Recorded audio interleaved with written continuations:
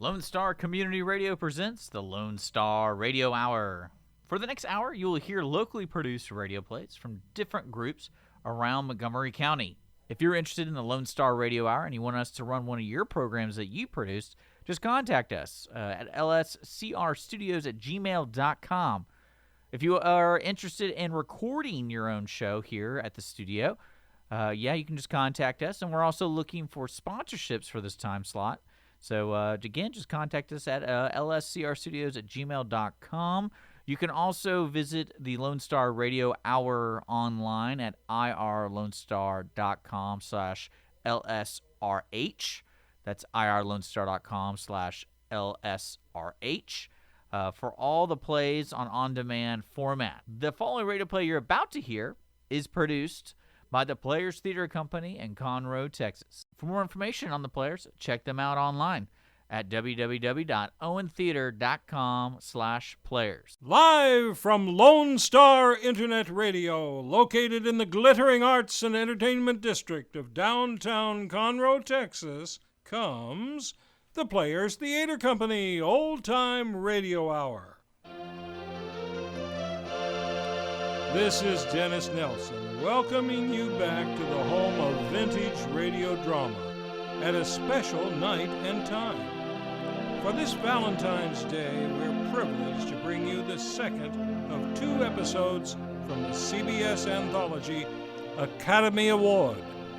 It's a tale of star-crossed lovers in the ever-romantic classic adapted for the silver screen, none other than Brief Encounter. Brief Encounter was made by legendary film director David Lean and starred Celia Johnson and Trevor Howard. It was released in cinemas in 1945 and was written by Noel Coward, based on his one-act play, Still Life. The story proved so popular that it's seen several adaptations, including a notable 1974 remake starring Richard Burton and Sophie Loren. Probably the most unusual adaptation, however, was the opera in 2 acts, with music by Andre Previn, which premiered at the Houston Grand Opera in May of 2009. The story has been seen several other iterations, but it's the iconic and moving David Lean motion picture that has stood the test of time and is the basis for tonight's drama, guaranteed to tug at your heartstrings. There's not much more I can say about the story without spoiling the emotional roller coaster for you. So let's introduce tonight's star-studded cast and crew. Starring tonight as Laura Geeson is the magnificent Joe Champion, most recently seen on the Owen Theater stage in The Odd Couple and The Matchmaker, for which he was nominated for a Monty. Also, we introduce tonight the outstanding Joe DeMonico as Dr. Alec Harvey. Joe is new to the Players and the Radio Hour, and we're very glad to have him with us. The stellar Donetta Engling as Mary Norton, found frequently on the Owen Theater stage in countless productions, and recent winner of a Monty for The Matchmaker. Appearing tonight as Fred Geeson and the train conductor is one of our producers, Timothy Agert. Tim is known for... Wait a minute. Hold on. Aren't you in Nonsense 2 over at the Owen Theater tonight? Wow, that explains why I'm wearing this priest costume. I just thought you were practicing repentance. Shouldn't you actually be backstage right now? Yes, sir. Everyone's depending on me to be back in the Owen before 8 p.m. tonight, including your exceptionally talented daughter, Adina. She gives me my first cue. Well, then, why are you wasting your time talking with me? You started it! Besides, it creates dramatic tension. Will he make it to the theater on time? Oh, brother, enough of that. Back to business. Our Academy Award Series host tonight is the debonair Rick Sellers. Be sure to see this Monty Award-winning actor in our upcoming production of Inherit the Wind at the Owen Theater. Rick is joined tonight by his lovely wife, Sherry Sellers, who is often at work at the Owen Theater, both on stage and behind the scenes. Sherry and Rick will both be doubling up on the microphone and performing our sound effects tonight live and from scratch without the use of recordings. Our music this evening will be improvised and performed by exquisite musician Marita Kilgore. Marita is a veteran collaborator with the Radio Hour, having joined us on The Life of Riley, Gunsmoke, and our pilot episode, The Adventures of Philip Marlowe. We'll start our presentation of Brief Encounter in just a few moments, but first, let's listen to this important message. The Players Theatre Company began in 1967 as the Little Theatre of Conroe and produced shows on the Conroe High School stage, and then in a former plumbing supply store at the corner of Galveston and Robertson Streets. In 1979, the group helped to clean and restore the Crichton Theatre, where we operated for nearly 30 years as the Crichton Players. In 2008, we moved into our current residence at the Owen Theatre. The Owen Theatre is an intimate, soft-seat venue which seats approximately 250 people and is home to the Players Theatre Company. This building was constructed in 1946 as a Wiesner Pontiac GMC dealership. It is owned by the City of Conroe and has been renovated to accommodate the production and presentation of live theatrical performances.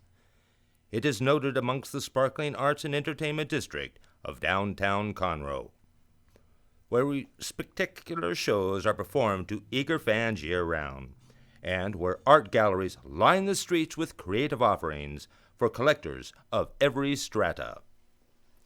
Be sure to get your tickets for the sequel to one of our most popular musicals, Nonsense 2, The Second Coming, closing tomorrow, Saturday, February the 15th. For subscription information and for tickets, please go to theowentheatre.com. That's Owentheatre.com.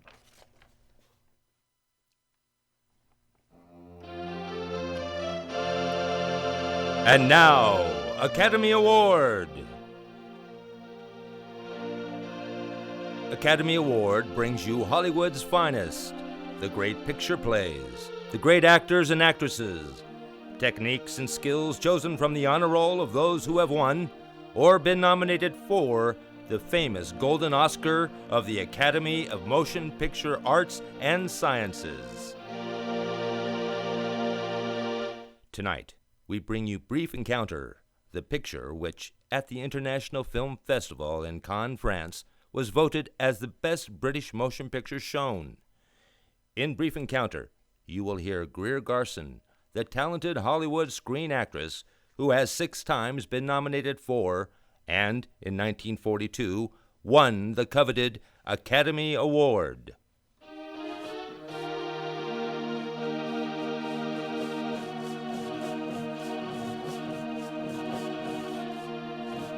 Are you an arbiter of love affairs? Can you judge a man and a woman? Can you apply a yardstick of moral code to their acts? Can you sit alone and aloof and view dispassionately? Well then, you be the judge and the jury. For this story of one man's wife and another woman's husband could never happen to you. For you have never lived a lifetime in one brief encounter.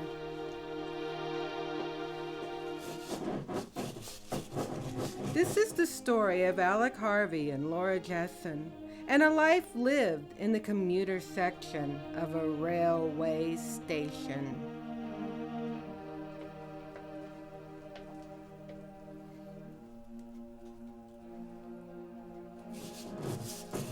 This can't last. This misery just can't last.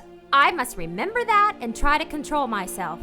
I'm going home to Fred, my husband, and my family. Nothing lasts, really, neither happiness nor despair. Not even life lasts very long. Someday I'll be able to look back and say quite peacefully and cheerfully how silly I was. No, No, I don't want that time to come, ever. I want to remember every minute, always, always, to the end of my days. New Brunswick!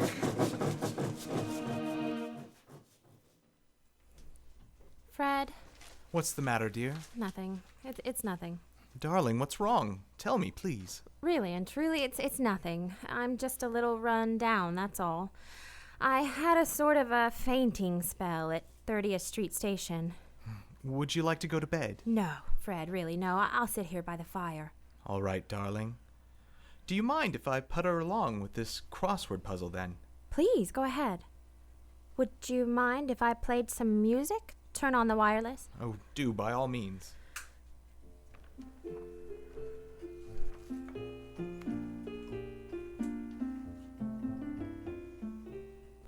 Poor Fred. Dear Fred. I don't want you to be hurt. We're a happily married couple. We must never forget that. This is my home. You're my husband, and my children are upstairs in bed. I'm a happily married woman, or I was, until a few weeks ago. Oh, Fred, I've been so foolish. I've fallen in love. I'm an ordinary woman. I didn't think such violent things could happen to ordinary people. It all started on an ordinary day, in the most ordinary place in the world, the refreshment room at 30th Street Station. I was having a cup of coffee. I looked up and saw a man come in from the platform. He turned, and I saw his face. It was a rather nice face. And then I gathered up my things and I started out.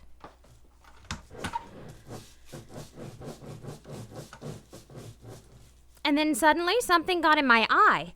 It was terrible. It really was. It did bother me. And then he was there. May I help you? Oh, thank you. It's only something's in my eye. Oh, let me, please. Let me look. I happen to be a doctor. Oh, well, it's very kind of you. Turn around to the light, please. Now, look up.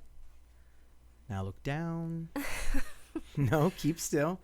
Ah, I see it. There. Oh, what a relief. It was agonizing. It looks like a bit of grit. Yes, it was when the express went through. Thank you very much indeed. Train now arriving on platform 3 for Lancaster, Elizabethtown, and Harrisburg. Lucky for me that you happened to be there. Anybody could have done it. Oh, never mind. You did. And I'm really most grateful. Well, there's my train. I must go. Goodbye. Goodbye.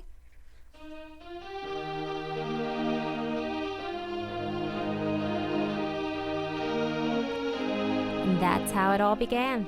Just through me getting a little piece of grit in my eye. I completely forgot the whole incident. At least, I thought I had. By the next Thursday, I met him again.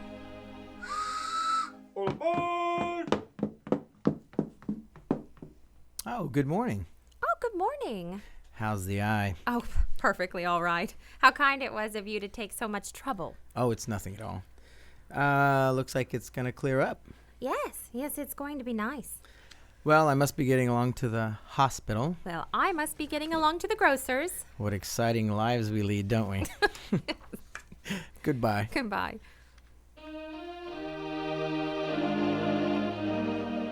There was another morning. Coincidence, I told myself. I was having lunch at the Cardoma Cafe. He came in. It was crowded, and he sat at my table.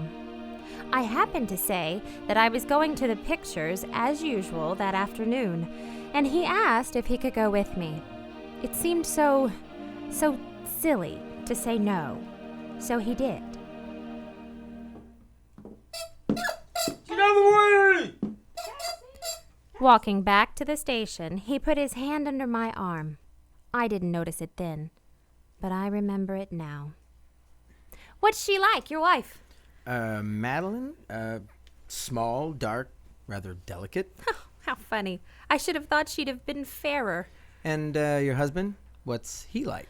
Well, medium height, brown hair, kindly, unemotional, and not delicate at all. I believe you said that proudly. Did I? We've got time for a cup of coffee before our trains go. Oh, wonderful.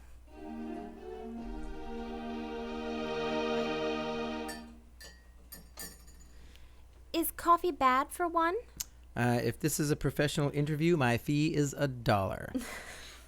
Why did you become a doctor? Oh, that's a long story. Perhaps it's because I'm a bit of an idealist? Oh, well, I think all doctors should have ideals. Otherwise, their work would be unbearable. Oh, now surely you're not encouraging me to talk shop. Well, why shouldn't you talk shop? I'm terribly ambitious, really. Not for myself so much, but for my special pigeon. What is your special pigeon? Preventive medicine. Oh, I see. I'm afraid you don't. Well, I'm just trying to sound intelligent. You see, most good doctors, especially when they're young, have private dreams. That's the best part of them. Sometimes, though, those get over-professionalized and strangulated. I'm boring you. Well, I don't quite understand, but you're not boring me. What I mean is this. All good doctors must be primarily enthusiastic. You must have a sense of vocation, a deep-rooted, unsentimental desire to do good. Yes, I see that. Well, obviously, preventing disease is worth 50 ways of curing it.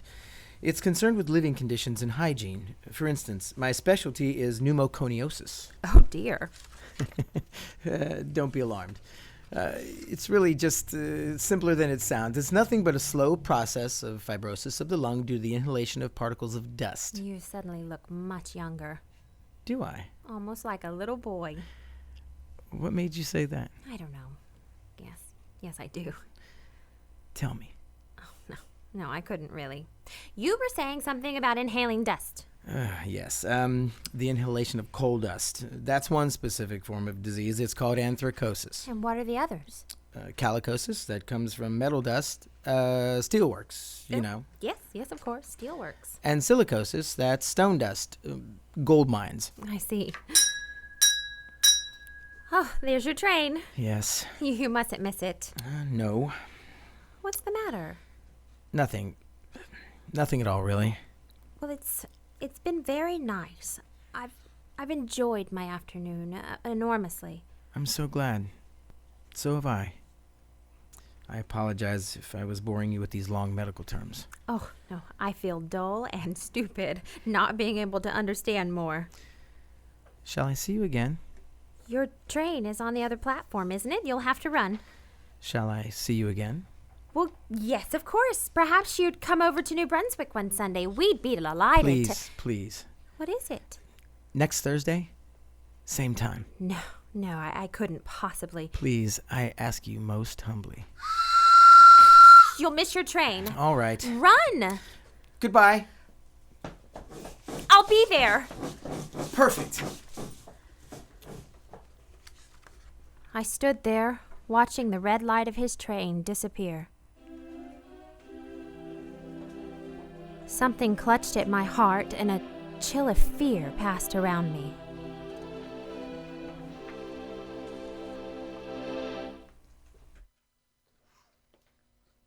The Players Theater Company actively serves the community of Conroe, Texas, and Montgomery County.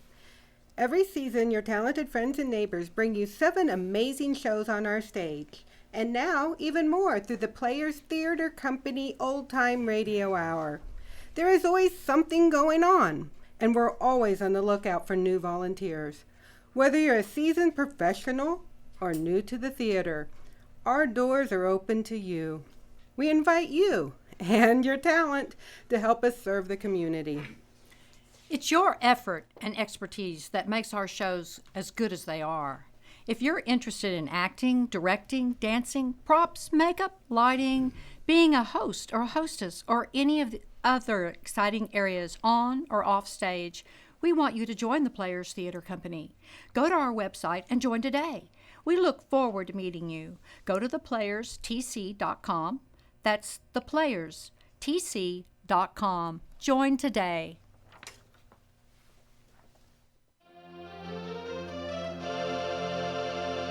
Before continuing with Part 2 of Academy Award, we wish to announce that Greer Garson appears by arrangement with Metro-Goldwyn-Mayer. Producers of the technical production, The Yearling, starring Gregory Peck and Jane Wyman. Yes, dear. Fred, I had lunch with a strange man today. He took me to the movies. Oh, good for you. He's awfully nice. He's a doctor. Fine. I say, darling, it was Richard III who said my kingdom for a horse, wasn't it? Yes, darling. I wish he hadn't. He spoiled my whole crossword puzzle.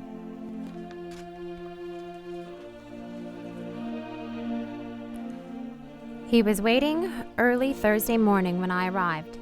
We went to the movies again, and afterward to the park and the lake. It was a wonderful afternoon. I felt like a young girl again, and then later, we were walking back to the station, hand in hand for coffee.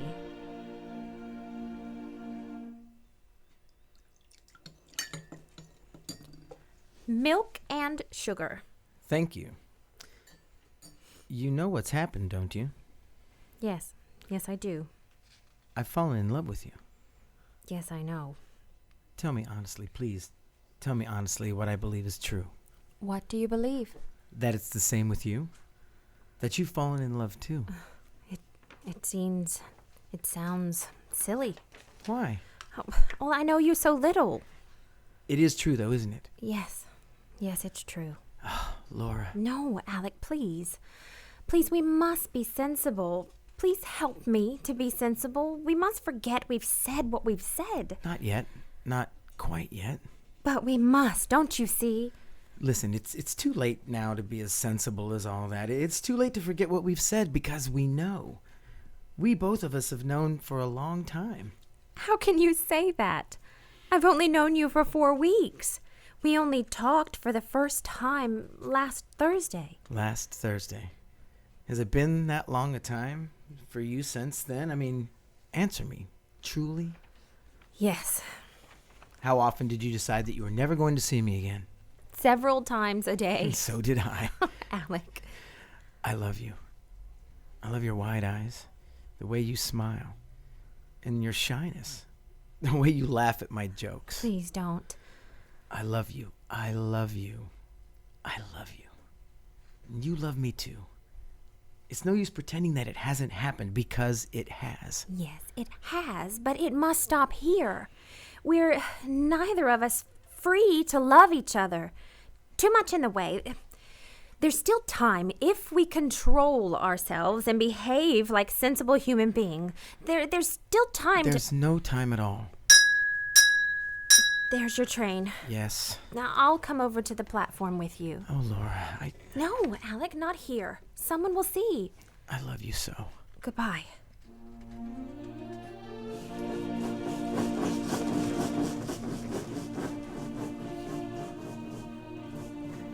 I stared out of the railway carriage window into the dark and watched the dim trees, the telegraph posts sliding by, and through them I saw Alec and me. Alec and me, just a little younger than we are now, but just as much in love and with nothing in the way. I saw us in Paris, in a box at the opera, and then we were in Venice, drifting along the Grand Canal in a gondola to the sound of mandolins coming across the water. I saw us looking over the side of a ship at the sea and the stars, standing on a tropical beach in the moonlight with palm trees sighing over us. And then the palm trees changed into those pollard willows by the canal just before the level crossing, and all the silly dreams disappeared. And I got out at New Brunswick and walked home, quiet, soberly, and without wings. Without any wings at all.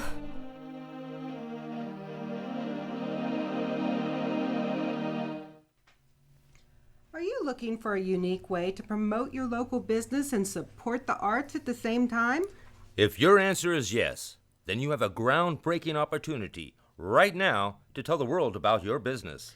Promote yourself in the arts in Conroe by advertising on this very program. Imagine your company's name mentioned here in a radio spot, complete with actors, music, and sound effects. We reach not only Conroe, Montgomery County, and Texas, but many countries worldwide. The advertising contained in this program airs not only once, but several times, and then is included with the archive program for on-demand listening. Rates are much less than you might expect.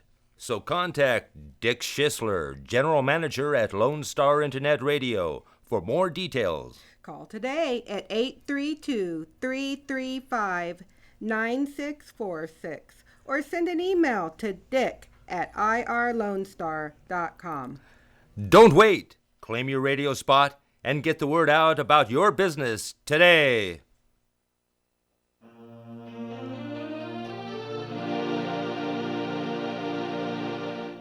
And now, we present the conclusion of tonight's episode, Brief Encounter, presented by Academy Award.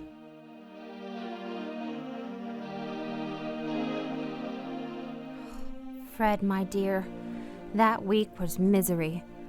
I went through it in a sort of trance. How odd of you not to have noticed that you were living with a stranger in the house. Thursday came at last. I'd arranged to meet Alec outside the hospital at 12:30.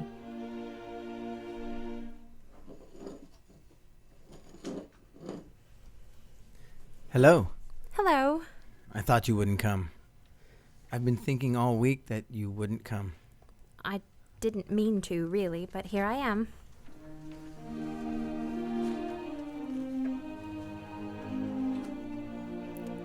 We went to the Royal Hotel for lunch. It all seemed very grand. He actually ordered a bottle of champagne, and when I protested, he said we were only middle-aged once. And as we were going out together, he said that he had a surprise for me, and if I could wait in the lounge for 5 minutes, he'd show me what it was. Suddenly, out of the dining room came that rich, made-up Mary Norton. She must have been in the dining room all the time and seen Alec and me and the champagne and everything. Laura! So it is you after all. I peered and just couldn't be sure. I never saw you at all. How awful of me. I expect it was the champagne. I can't drink champagne at all, but Alec insisted. Alec? Alec who, dear? Alec Harvey, of course. Dr. Harvey. Well, surely you remember the Harveys. Why, we've known them for years. No, I don't think I have. Well, he'll be back in a moment. You'll probably recognize him if you peer very closely. Oh, here he is now. Alec, you remember Mrs. Norton, don't you? I'm afraid I don't. It's no use, Laura. We've never seen each other before in our lives.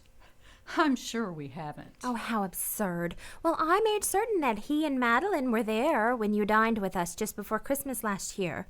Oh, perhaps. Well, I must be going. Goodbye, Dr. Harvey. Goodbye. Goodbye, my dear. I do so envy your champagne. That was awful. Oh, never mind. She'd been watching us all through lunch. Oh, dear. Oh, forget it. Come out and look at the surprise. No, Alec, I'm going home. No, but you can't. I've got a little car out there. We'll go for a drive. No, Alec, no. Let me go. I've got to go. I've got to. Laura!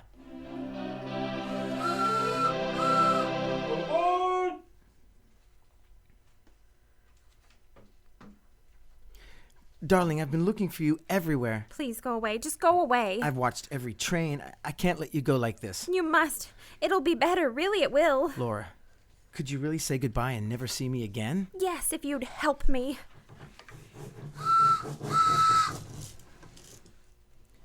I love you, Laura.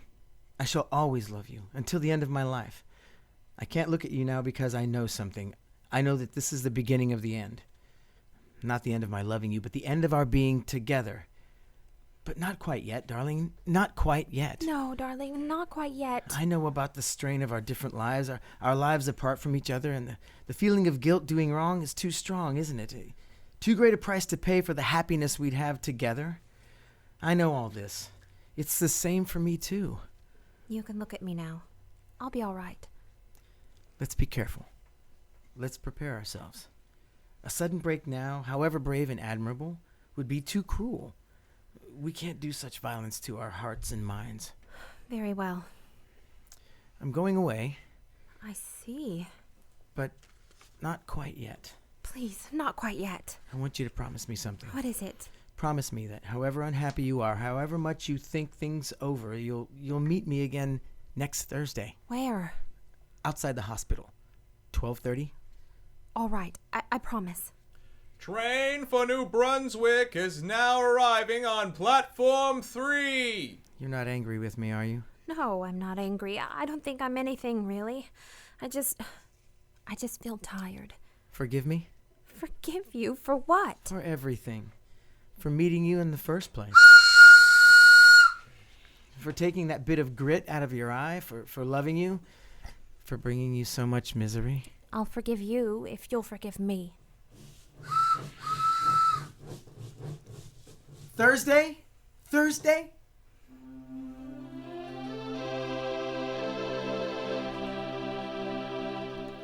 All that week. Thursday. And now, today, our very last together in all our lives. I met him, we drove out through the country, and we didn't talk much. I felt numb and hardly alive. And then we were back, walking through the station, and my mind was saying, this is the last time with Alec. The last time. The last time.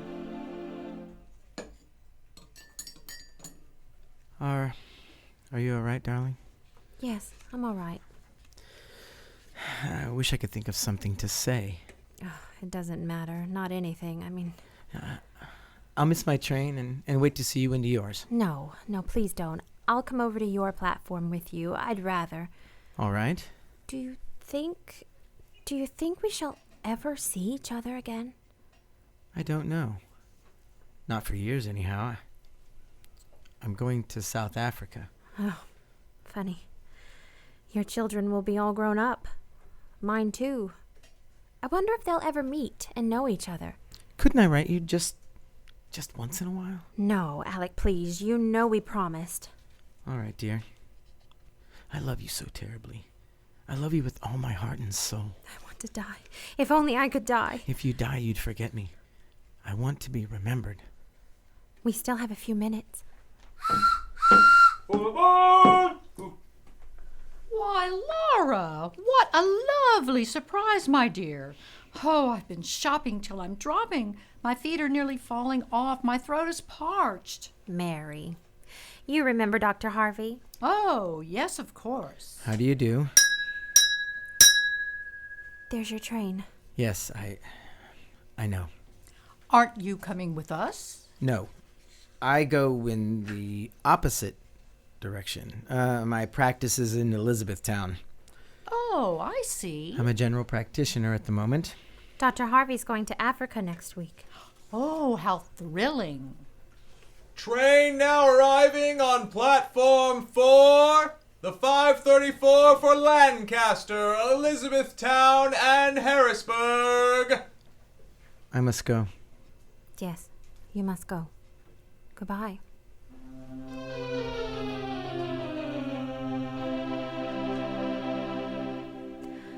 I felt the touch of his hand on my shoulder for a moment. Then he walked away. Away, out of my life forever. I prayed he'd come back, pretending he'd forgotten something. Anything. I wanted to see him again, just for an instant. The minutes went by, then I thought I wouldn't be able to bear it another moment.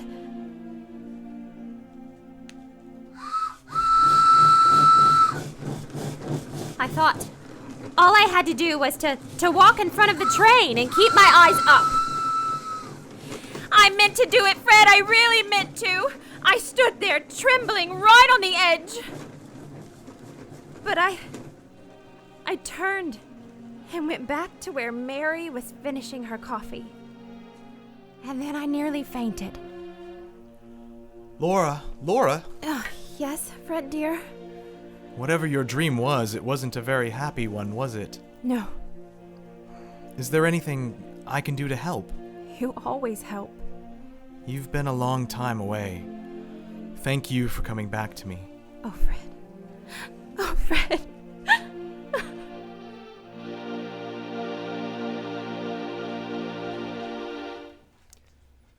Thank you for joining us during this heartbreaking episode of the Players Theater Company Old Time Radio Hour, just in time for your Valentine's Day celebrations. On the bright side, superhero fans should be sure to tune in to our next live radio production at our regular time and night, featuring the Green Hornet in an adventure entitled The Ghost Who Talked Too Much, on Saturday, March 15th at 7 p.m. Do not miss it. Tonight's episode was directed by Dick Schisler, who also acts as our sound engineer and producer for Lone Star Internet Radio. Sound effects were performed live and from scratch, without the use of recordings by Rick and Sherry Sellers. Our music this evening was improvised and performed by Marita Kilgore. Commercial announcers were Rick and Sherry Sellers and Donetta Ingling. Now playing at the Owen Theater, there's still time to catch the sequel to a fan favorite, Nonsense 2, The Second Coming. If you haven't seen it, be sure to get your tickets now for tomorrow's final performance. The spellbinding Inherit the Wind follows on Friday, March 21st. More details on tickets and our Players Theater Company season can be found at owentheater.com. Special thanks go to Kathy Cook, owner of the Gallery Off the Square in downtown Conroe, for the use of her space for rehearsal purposes throughout our entire season. Be sure to stop by her gallery located at 202 North Main in Conroe and view breathtaking classic American and Thomas Kincaid artwork, and enjoy refreshments in Chelsea's Tea Room. Tell her you heard about the gallery on the Players Theater Company Old Time Radio Hour. Also visit her online at galleryoffthesquare.net. Tonight's players were Joe Champion as Laura Geeson, Joe DeMonico as Dr. Alec Harvey, Donetta Ingling as Mary Norton, Timothy Eggert as Fred Geeson and the train conductor, and Rick and Sherry Sellers as Academy Award host and announcer. Series producer on behalf of the Players Theater Company was Timothy Eggert. The Players Theater Company Old Time Radio Hour was created by Craig Campobella and Dick Schisler, exclusively for the Players Theater Company. This episode of the Players Theater Company Old Time Radio Hour was performed live on Lone Star Internet Radio in Conroe, Texas, on February 14th, 2014, and was recorded for encore broadcasts. Visit irlonestar.com every month for freshly archived programs, like last month's Radio Hour episode, The Maltese Falcon, which is now available on demand for your listening pleasure. Thank you so very much for joining us. From the glittering arts district of downtown Conroe, Texas, this is your series host, Dennis Nelson, wishing you a Valentine's Day that is filled with love, some excitement, and perhaps even a little passion. Hey everyone, this is Tina, your host from Retro Saturdays. I wanted to invite you to visit the Lone Star Studios here in downtown Conroe, Texas. We're all volunteers here, and we need your help in serving the Montgomery County area. Radio media is a fun field to be in. Lone Star Internet Radio serves Montgomery County with news, current events, local programming, and, of course, music. If you are interested in volunteering and sharing your talents in media, go to irlonestar.com and let us hear from you. Lone Star Internet Radio, serving Montgomery County from the heart of downtown Conroe. Thanks for listening to Lone Star Radio Hour here on Lone Star Community Radio. Don't forget, the Lone Star Radio Hour airs every Sunday at 7 p.m. on irlonestar.com and Conroe's FM 104.5, 106.1. If you want to join and be part of the Lone Star Radio Hour with your own radio play, contact us today at lscrstudios@gmail.com. We are also looking for support for this time slot, so if you're interested in sponsoring this time slot, contact us again at lscrstudios@gmail.com. And don't forget, this radio play was brought to you by the Players Theater Company in Conroe, Texas. For more information about the Players, please check them out online at owentheater.com/players.